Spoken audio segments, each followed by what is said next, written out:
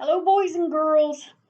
It is almost Halloween, and we are doing the Halloween site visits via Zoom. So I just stayed in costume.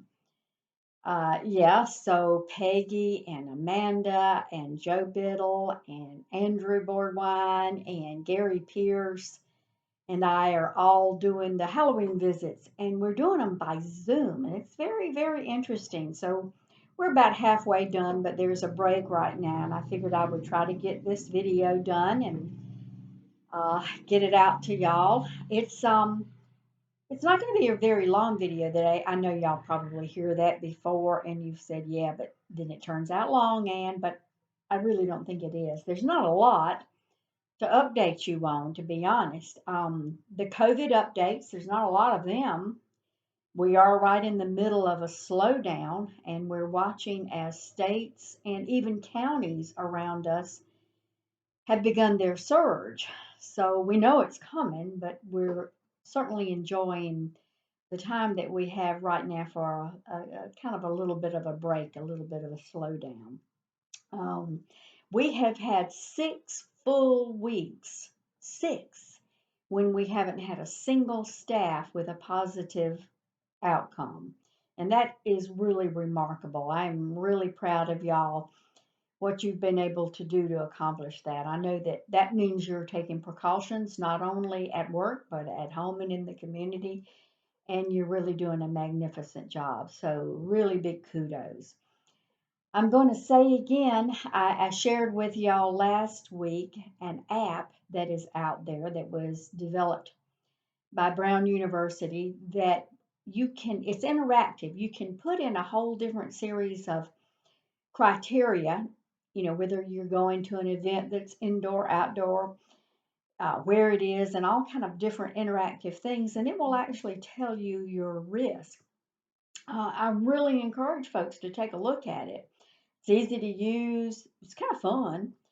So I'll put it again in my email, but it's easy to find. It's called My COVID Risk, and that's all one word, mycovidrisk.app.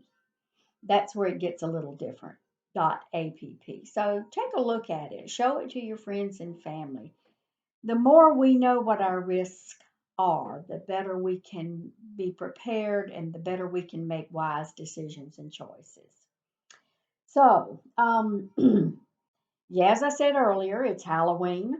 We're having fun. There's a lot of you out there that, in spite of the coronavirus, have gotten into the spirit. I know it was hard this year.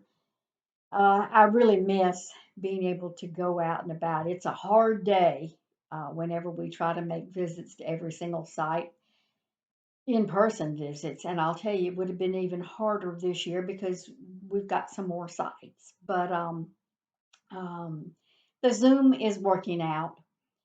We're able to see a lot. It's not near as interactive as we would like it to be, but it's fun. It's been different and it's been fun. So enjoy Halloween, and we appreciate so very much all of y'all. We know that there's been struggles, and that the holidays, starting with Halloween, are not going to be quite the same. But thank you, every one of you, whether you got in the spirit or not. We still thank you. A little update on our vote incentive that's going on. Maurette Calhoun told me that as of yesterday, we had 139 people that were engaged in the incentive.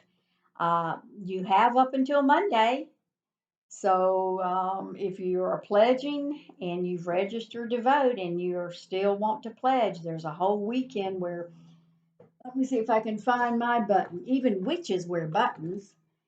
But so there's a whole weekend ahead of us where we can share our buttons to the community and really encourage folks to get out and vote. So you've got a little while, and 139 means the odds are really quite good. And speaking of incentive, the flu vaccine, y'all have done a good job in getting the flu vaccines accomplished at your different sites. The wellness nurses are not quite done yet, though. They will be doing some wrapping up. And Randy Carlisle tells me that sometime around the week of November, I think he said around the week of the 16th, that he'll be doing the drawing.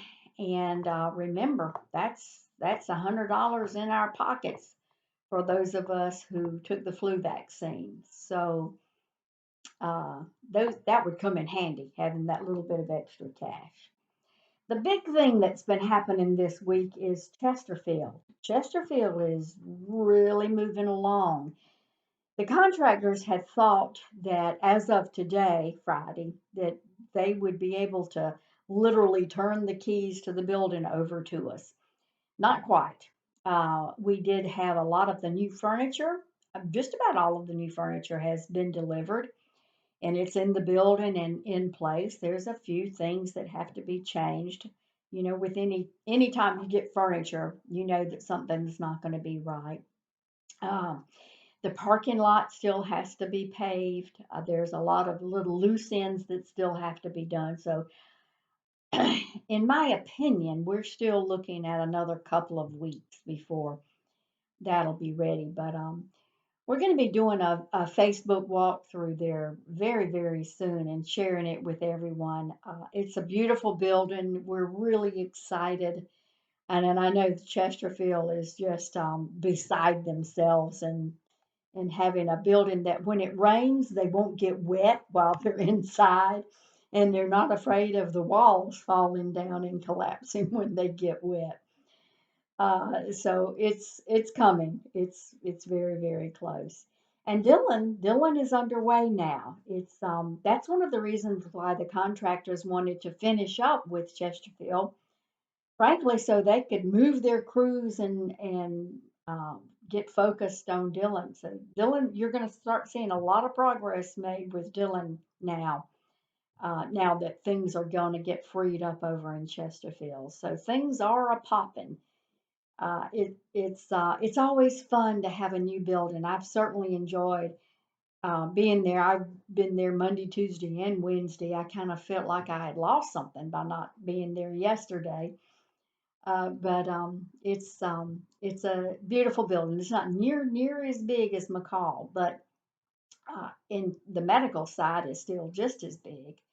But instead of that whole rehab and wellness branch or wing of Bacall, Chesterfield instead has a very large community room.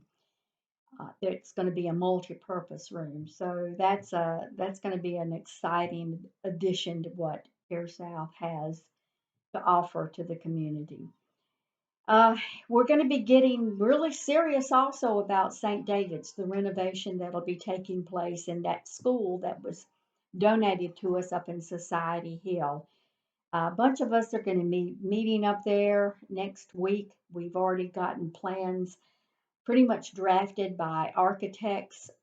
Things have made good progress with our USDA loan that is financing that renovation. So that's going to be a pretty big project, and there'll be a lot of administrative changes. We won't be seeing patients in that building, but frankly, we need administrative space. So things will be underway, and I'll keep y'all up to date on what's going on at St. David's. So, folks, enjoy Halloween. Enjoy the weekend. It is going to be magnificent. It's going to be fall and nice and crisp and brisk. So do enjoy that. And enjoy your Halloween. Every witch needs to have a lot of fun. Bye.